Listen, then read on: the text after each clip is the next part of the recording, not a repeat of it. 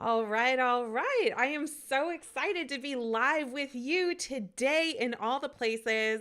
I've been playing with my studio to get things set up, and I'm really excited to see you today. If you can see me and you can hear me, let me know on all the channels. My name is Amanda Kaufman, and I am a certified high performance coach, a core energy coach, and a business strategist. And I'm really, really excited to, there we go. We're live. I'm now live on LinkedIn as well. This is so super cool. And looks like we're live on the Facebook, which is also super cool. So, yes, hello, welcome. Also live on the YouTube. This has been a lot of fun. Every single week, I've been adding a new way to connect and to broadcast to optimize my system. And we're going to be talking about that today because today I'm talking, hello, Sheree. I'm glad you're here. We're going to be talking all about attraction in marketing. And you don't have to show any leg. You don't have to do any funny dances. We're going to be talking about why do people choose you as their top choice as a coach. And I've got basically three things I'm going to take you through today that are going to make all of the difference. And it looks like, yep, we are live on all the places. I'm so excited. Hello, Jessica. Nice to see you over on Facebook. Hello, hello, everybody. I'm so glad that you're here. Okay, so let's get into it. Three big things to help you attract your ideal client. Now, here's something that I learned. I used to say get clients, and people didn't show up to my marketing in the same way as when I started saying attract clients. And, I'm one of those girls that I'll make a mistake more than once just to make sure it was really a mistake before I go on and do something a little bit smarter. So I started really paying attention to what was it that people were putting all their time, all their money, all their energy into. And I realized, oh, my clients want people to find them, to show up, and that'll be that. So if that resonates for you, do let me know in the comments that, people don't really want to get or chase clients. People want to attract them. So I just changed that one word to attract, and it made a huge difference in how people were responding to my marketing. So today I want to talk to you a little bit about how can you find those tiny tweaks that are going to swing huge doors? And, if you don't know me, my name is Amanda Kaufman. And like I said, I'm a high performance coach. I'm a business strategist, and I'm super passionate about helping coaches build a business that they love, build a business that they're activated by, and that they're really accessing their true potential.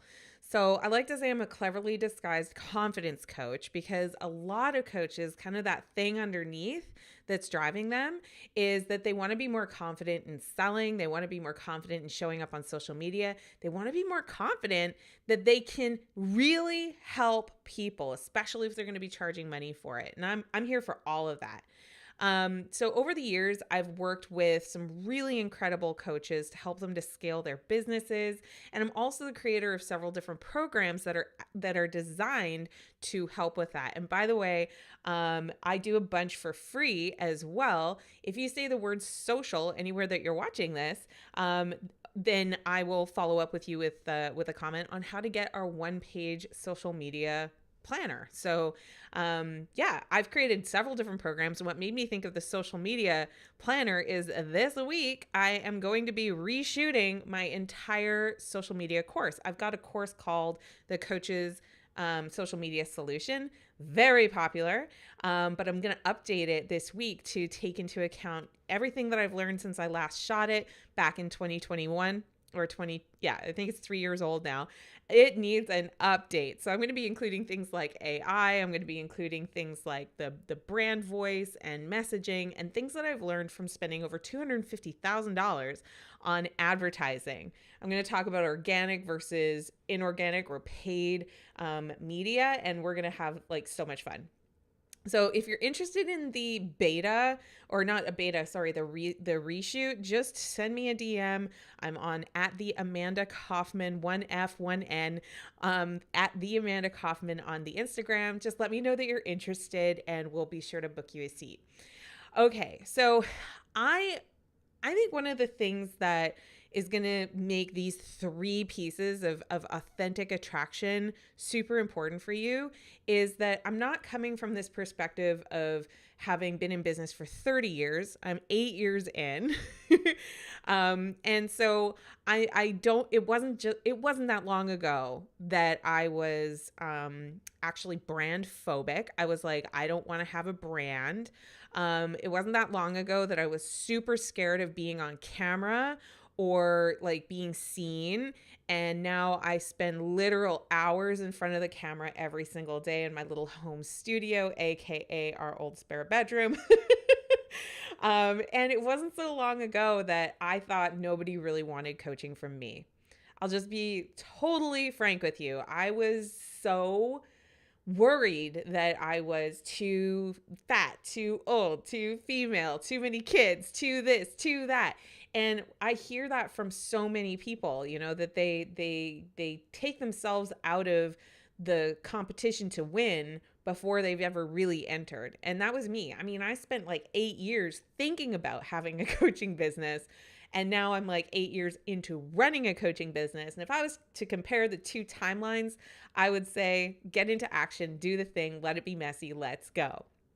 So thing number one, when it comes to attraction, and by the way, I did unlock some things. I figured it out.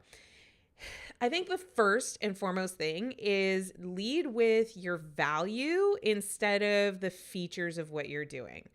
So I hear this all the time with coaches. They just got a new certification. They say, I'm an XYZ type of certification coach, and they're repeating the branding, or they're repeating the message of whoever it was that sold them on how to be awesome as a coach. It's a little like me finishing my chemical engineering degree at the University of Saskatchewan and saying, I'm a chemical engineering grad from the University of Saskatchewan.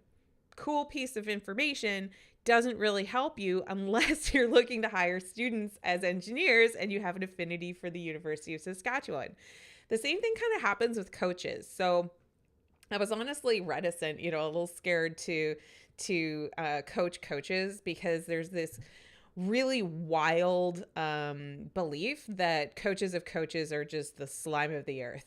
And I know that I did not want to be thought of as slime of the earth. I wanted to be thought of as somebody who was genuinely helpful, genuinely supportive, someone who's really invested in my subject matter and that is constantly striving and learning. And if that's a you too, just smash a heart, let me know, because I think that that's a super important distinction. You know, when it comes to leading with value, like what does that really even mean? You know, well, I think value is in the eye of the beholder. So I think it really helps to think about who are the people that you want to appeal to.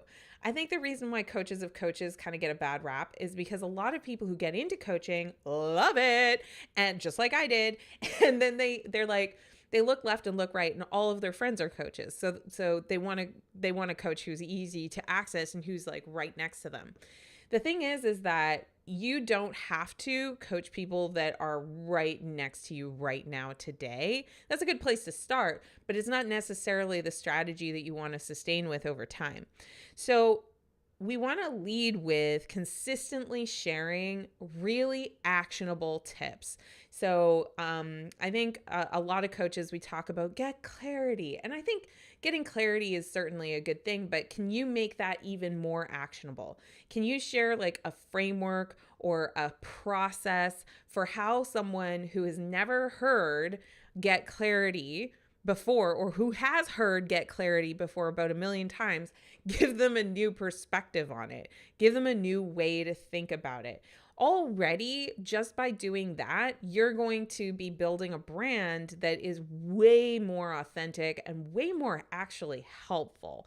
I think what makes a brand really authentic is, does the person really want to hear from you, and vice versa? Is there a relatability in a relationship there? If there isn't, then it's going to be a bunch of noise getting pumped into the social media airwaves, and it's not going to land. Your whole idea with having an authentic brand is to land in a believable and sustainable way. That's really what authenticity means. Authenticity doesn't mean, you know, show up naked, and if anybody doesn't like it, then too bad for them. It's more along the lines of, are you in really strong alignment? So when you're talking about clarity with somebody, are you nervous to talk about clarity with them? Are you scared that the contribution that you have isn't going to be valued or relevant? That's one of the fastest ways to kill your authenticity, because that fear is permeating everything that you're wanting to bring. So, I think one piece of content is doing things like posting to social media, maybe doing a live or something like this. But I think that really being thoughtful and energetic towards the value that you're bringing is really, really important here. So, people consume fast and slow. So what I mean by fast and slow is, like, you're going to have people who are just going to enjoy those little tweets, those little memes, those little short moments from you. And you're also going to have people who want to hear more and they want to dig deeper. And one of the biggest mistakes that most people make in an effort to avoid burnout, and I'm going to be talking about avoiding burnout in a couple of weeks here, is they don't do enough to authentically grow their social presence and their audience, and most importantly, the connections that they're making in the audience, because they're not there enough. I'm going to come back to that in a second. So you want to develop a system where you're delivering free resources that are actually valuable. So for example, I've got my one-page social media planner. I've got it up on the wall right here. That was where I took all my years of posting and training and all of the education and courses and everything that I've taken on social media, and I distilled it down into an actionable framework that people can download. There's like a training video that goes with it. And whenever I give it out now, because I've got a system that's been set up to deliver free value, that's exactly what it does. I was actually looking over my stats just this past weekend around this, and I have nearly a 70% open rate, open rate on the social media planner. And so that's really interesting, because I'm like, okay, this is obviously a pain point that a lot of people really, really need. So let's keep going. I think in terms of value creation, for a long time, I thought that I had to talk down to my audience to help them to understand what I was talking about. And that's not because I thought less of people, but because I had misunderstood a piece of wisdom that gets spoken about a lot, which is you need to communicate in a third grade level. I think that it's more useful to realize that you're actually wanting to connect with thoughts that people are already having, and you want to keep the connection in simplest terms possible while being extremely specific.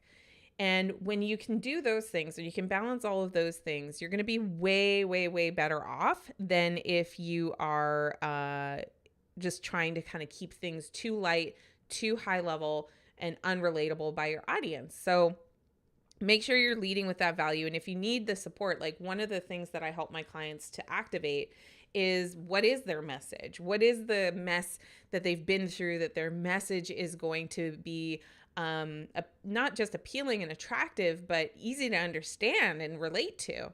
That's pretty huge. The second big piece I wanted to talk to you about today is to make sure that you are building a brand, a personal brand, and not just working on your sales skills. Funnily enough, for a lot of people, it's actually the opposite. They're working on, they sort of seem to be kind of working on everything but the part where you relate with other people.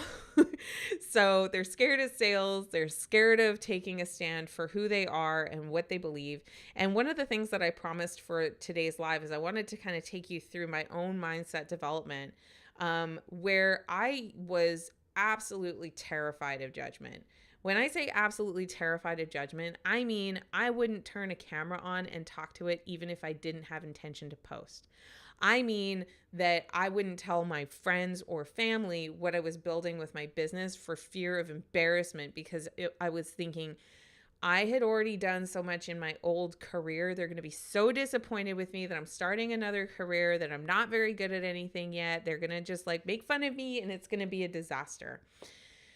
That prevented me from taking action for a really long time. And I had a coach remind me of, I think Tony Robbins says this all the time, which is massive imperfect action. Like you need to take massive imperfect action. And so when I did that, I still was in kind of this middle zone place where I was like, okay, well, I don't really care what you have to say. I'm just gonna do it anyway. And it was kind of like holding your breath and jumping into the water, right? So the thing is that got me to at least be on camera. That at least got me into motion. And I think that that's a really great strategy to start. It's not a good strategy to scale or sustain. So I needed to shift my mind once again from like, I don't care what you have to say, to I can't wait to share what I have to say. Okay, so moving into that place of like, I can't wait to share what I have to say was absolutely game changing, because it made me sit down and really think about what is it like, what were the conversations over coffee that I had that were the most impactful conversations? What were the conversations that I had had at live events or seminars, or, you know, even just Zoom calls with people where we got goosebumps and we were so excited? When I got clear about that, I got clear on not only my brand and my message, but I got excited to share it. You know, I think so many times with social media, we get like kind of bored, or we get like overwhelmed by all the tech. I like, by the way, something super broke today, and I'm pretty sure I'm still good on the Facebook, but something else super broke today. And that, like, I just want to tell you, like, stuff's gonna break. You know, you're going to say something that doesn't quite land. You're going to show up one day and your hair is going to be kind of out here. And then you're going to realize, oh my God, you know, I was live and I had spinach in my teeth. Like, you're going to have those moments. So if you can just like receive that as, you know, it's obvious, I'm going to have that. Then you get the opportunity to do something even cooler, which is to check your teeth before you go live, or, you know, really work on that message and get it where it needs to be. I think like building a personal content system is a really, really huge way to make the lift of this less heavy.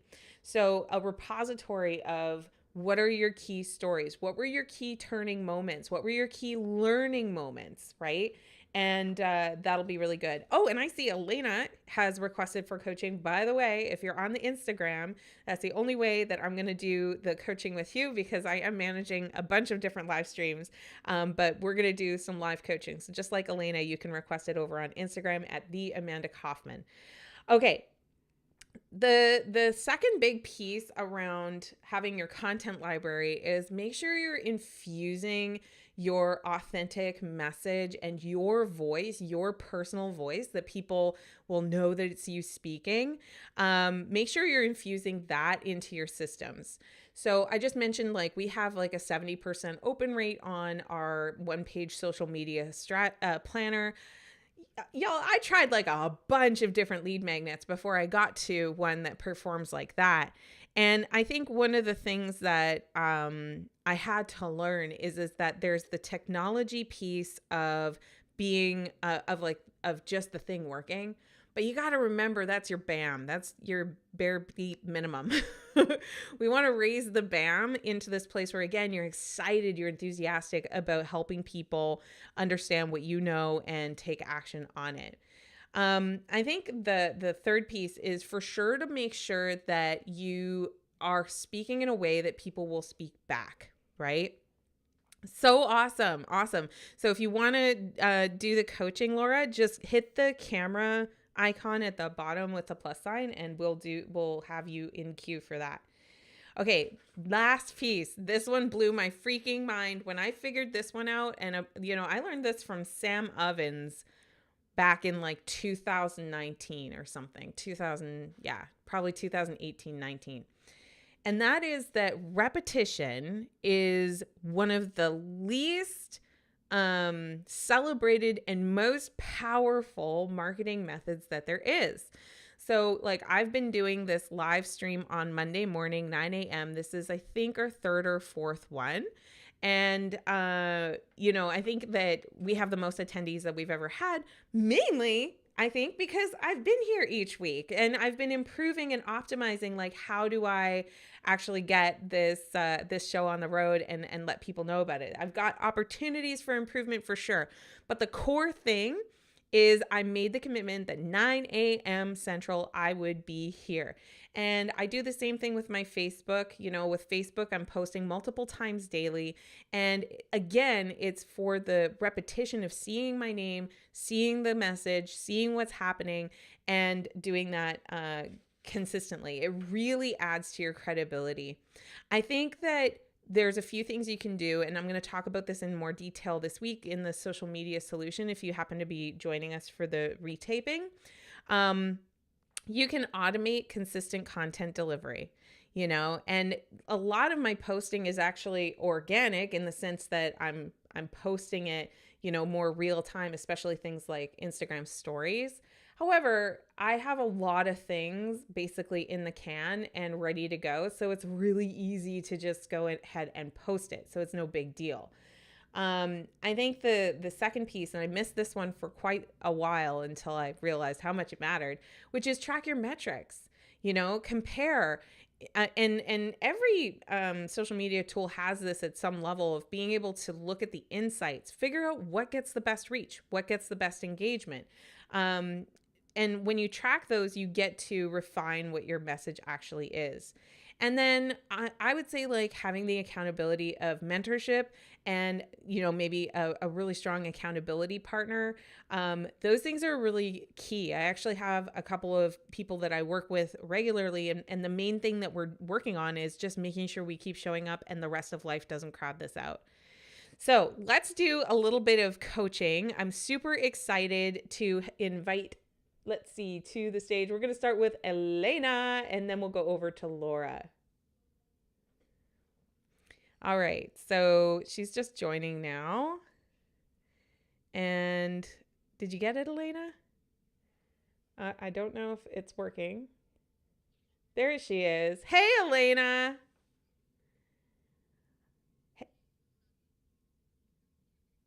Oh, okay. How about now? Still? Okay. Well, if it's not working, then I'll have to flip to Laura and maybe we can work on the audio or something. Maybe.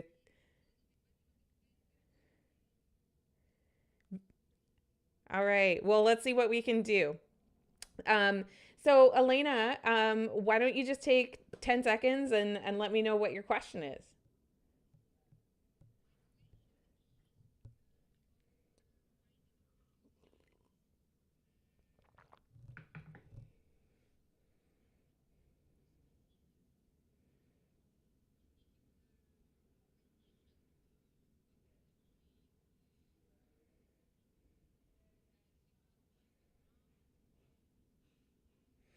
I love this question, Elena, and thank you so much for asking it. You do not have to coach someone who looks or sounds or is like you. You can coach, like, what is required for a coaching client is they need to want to change. They need to want more support in that change. But, for example, when I first started, I was convinced that women would want to get coaching more so than men. And the reason why is because I'm a woman. But wouldn't you know it, when I started coaching, I started getting tapped on the shoulder by a bunch of pro men, right? who were, responding to all the things that I was talking about. And I was absolutely shocked. And, to this day, a higher percentage of my private practice is men than women. And it's not that I don't work with women. It's just that I found that until I had group programs available for women, that didn't kind of play out or balance out. So I think some of it is experimental. Some of it is like being really open. But I think one of the most important things is don't judge a book by its cover, and just be open to the possibility that you could attract people that look very different than you imagined.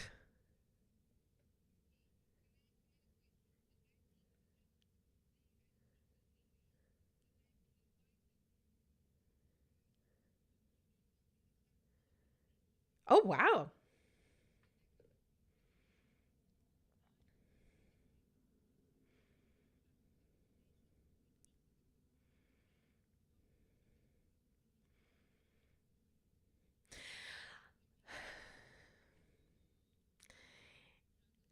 I'm going to talk to you directly, Elena, because I know a little bit about your background. I think you've got enough practice.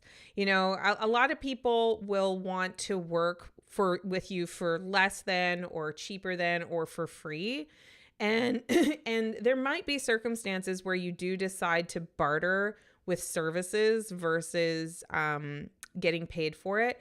However, we have to remember that every time we sell a coaching spot, then that spot's not available for somebody who's going to invest it. A nonprofit is not the same as a for-profit organization. However, nonprofits raise funds to provide services to other people. So I would really ask a lot more questions about what their goals are. And if you want this to be a volunteer effort, then make it a volunteer effort, but call it what it is, which is a volunteer effort, instead of like, oh, I'm a new coach and I need more practice, so I'm just going to say yes. Like I don't think that's the best energy to go into anything with.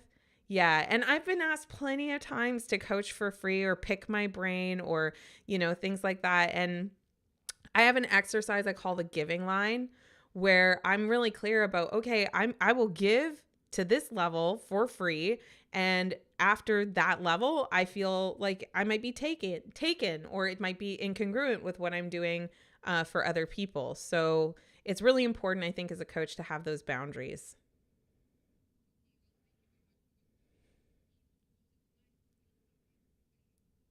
Yep. Yeah, exactly. Exactly. Thanks, Elena. We'll see you very soon. Thank you. See you later. All right. So I'm bringing Laura up. She's got a question. Hey, Laura, how are you today? It's so good to see you. I'm curious, what's your question?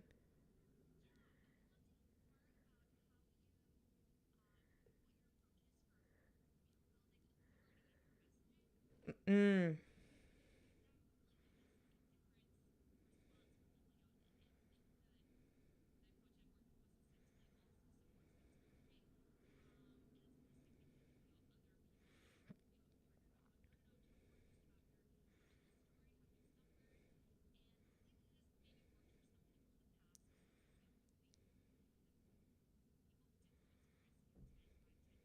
mm-hmm.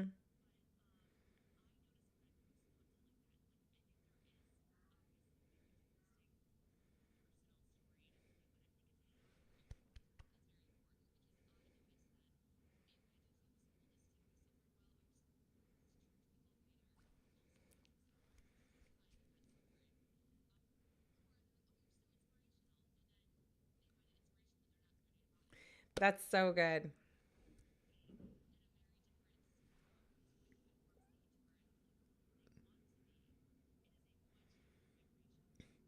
I love that you brought up vibration because, like permission to go there. I love this.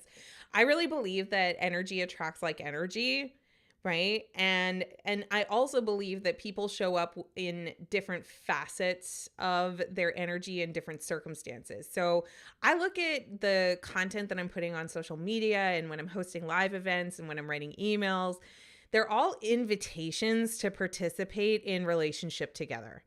That's how I look at it. It's they're all invitations, right?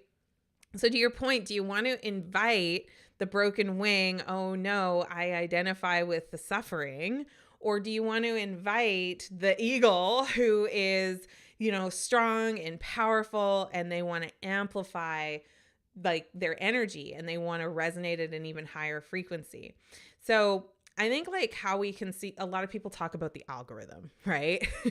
Another way to look at this is the difference between like reach, engagement, and commitment, right? So it can be really tempting to change your message so that it gets more reach, i.e., it goes a lot further. So right now, a lot of people are very obsessed with like, can I have a viral reel? Can I get a viral video? And, I'm all for that. I think it's good to get that exposure, but what are you exposing? Are you doing a funny cat video because everybody loves funny cats? Or are you talking about something that is at least like peripherally referenceable by what your core expertise is, right? So I do agree with kind of where you're leaning of, hey, authority. So let's talk about how to activate it. You ready? Yeah, I love it. Funnily enough, you can actually use your struggle stories to build authority. The question is, are you landing it in the hero journey curve? So are you landing it in such a way that you're now, I always think of Star Wars with this. I don't know if that'll resonate, but I always think of your role is Obi-Wan Kenobi, right? So Obi-Wan Kenobi has gone through the ish, his heart was destroyed when Anakin turned out to be Darth Vader, right? So like he's been through struggle, but he doesn't identify, well, I guess he kind of did at the very beginning of episode 4. But apart from that, like when he started to help Luke meaningfully, he was activating all the lessons he learned from his earlier days as a Jedi and passing those on to Luke. So for those of you that don't watch Star Wars, shame on you. But I think it kind of gets the idea across of the authority. Yeah, exactly. Authority does not come from being smarter than anybody else or telling them what to do or anything like that. However, if you never challenge an idea and you never demonstrate your leadership, then it's going to be very difficult to establish real, authentic authority in your content. And I'm always thinking like it's authority to speak to the subject matter. It's not authority over another human necessarily, right? Like I think there could be a little bit of this dark magic in marketing that people kind of don't want to be a part of. And I know for me, I really hated the idea of being bossy or taking away the freedom that an entrepreneur is pursuing. And so as I'm building authority, I'm really thinking it's authority to speak to the subject matter, which means also sharing my struggles with how I solved it, right? Not that I am still in the struggle. And I like to kind of think of it as like you're taking them on a bit of a roller coaster. It's like, oh no, everything was bad and horrible, but then I did something about it. And then I found the solution, and the solution was this. And like tell them in your content what the solution was. And you do that with enough repetition, you're going to have automatic authority getting built.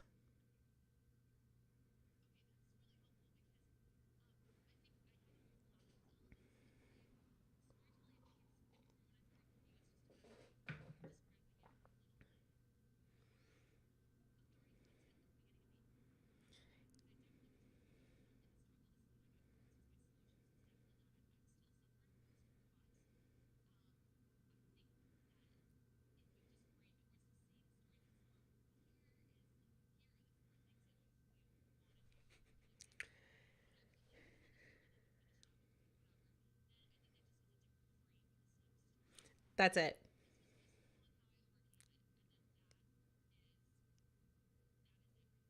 Yeah, yeah. I think that's it. It's like this tiny little thing, right? Because when I learned a lot of marketing, it was all hooks and it was all like how do you get the eye to continue down the page, and it was all this techie stuff, technical stuff. And really great authority, or rather great branding, comes down to, am I heart to heart connecting with this person in a manner of service? Right. And I think one of the things I was certainly very hesitant about was giving away the farm. honey, there's no farm, right? Like there's just so much coming through you, you know? And I think you probably get that of like, just you're tapped into this huge amount of consciousness from all your experiences, all the things you've studied. You're a conduit, you're a channel for that.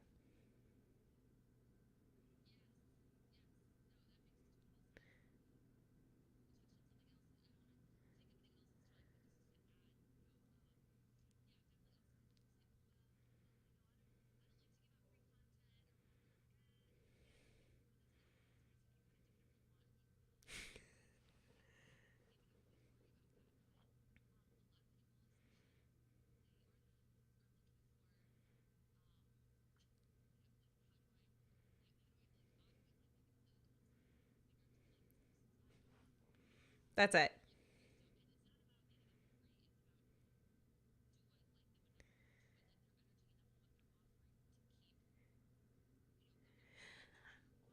I love this, and I before you go, I just want to make sure that I touch on this a little bit, because their hesitance to share, to be brilliant, to connect is absolutely your competitive advantage, right? And I think one thing I really wanted to add to that is sometimes coaches understand that and they're like, "Cool, I'm just going to give away my coaching for free forever, or I'm going to severely underprice like my content."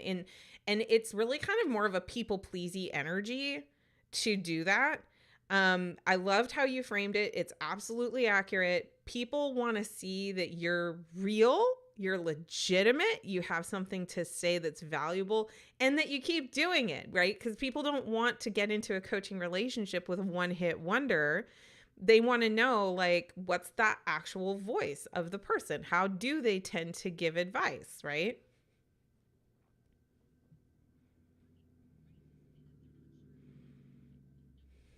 Yeah, totally.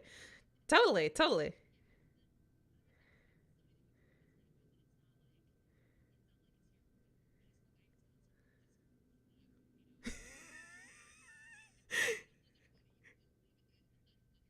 Yeah, exactly, exactly, exactly. Yeah, I think that like trust building is absolutely essential, because coaching ultimately at the end of the day, it's a relationship. So your willingness to show up bright, shiny, brilliant with what you have, but also share that you've been through the stuff and kind of find a balance to that.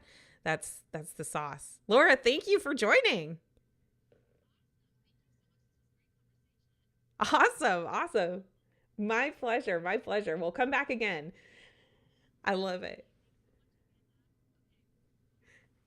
Oh my gosh, you guys, wasn't that great? So, thank you so much to Elena. Thank you so much to Laura for coming and joining for the live hot seating portion. I hope you learned a ton about building more authenticity and attraction into your coaching brand.